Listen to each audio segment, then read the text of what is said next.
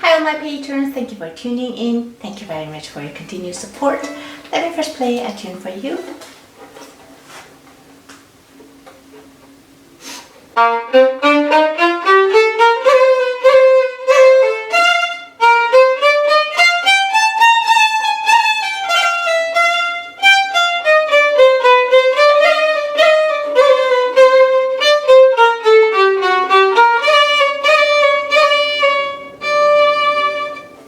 This was a little excerpt from Kayser Etude number 15. So with this one, we can work on something called a grace note.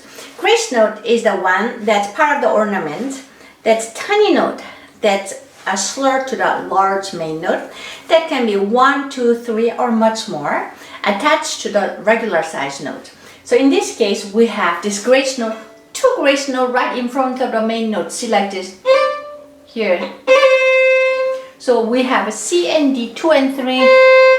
There's a grace note which is attached to C here. So now, this is an important technique to start because it will help you to release attention on the left hand, and also a further study of trill. This is very important pre-step per se. Yeah. If you don't have a Kayser Etude book, please let me know with your email address. I would be happy to email it to you.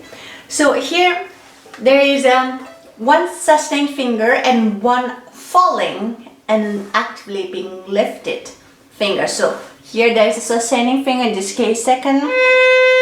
There's a dropping finger which is third. So that is a grace note, or part of the grace note. Now let's start with a common mistake. Common mistake starts focusing too much of this little ornament, grace note, and then placing with too much force. Therefore it becomes heavier, sluggish and longer and slower. It has to be crisp and clean and fast.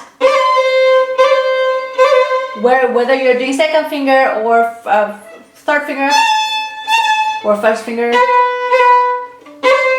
doesn't matter which finger. So there's always the falling finger has to move very fast and crisp. The technique is this. So because we have a sustaining finger, we feel like we have to press it very hard of the sustaining finger. But actually, sustaining finger has to be, the finger pressure has to be really minimum. Just enough so you don't whistle.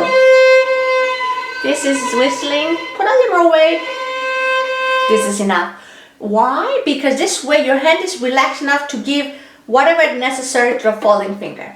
Because this falling finger, in this case third finger, has to come with a speed from farther apart.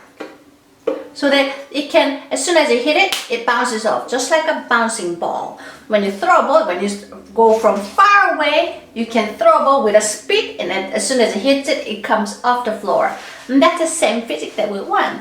So here, that's why we need to keep the sustaining finger very light, and then lift the third finger, that we can allow the third finger to fall with a speed, and then you can almost hear tapping. And then as soon as it's not slow, but allow the finger to fall and bounce off. You can practice with all fingers. Let's do some 1. Again, very light sustaining finger, first finger. Now, when you do third finger, lift the 1 and 2. Leave your third finger with a minimum pressure. Again, same idea. Third finger very light, and fourth finger, in this case that grace finger, drops with a speed.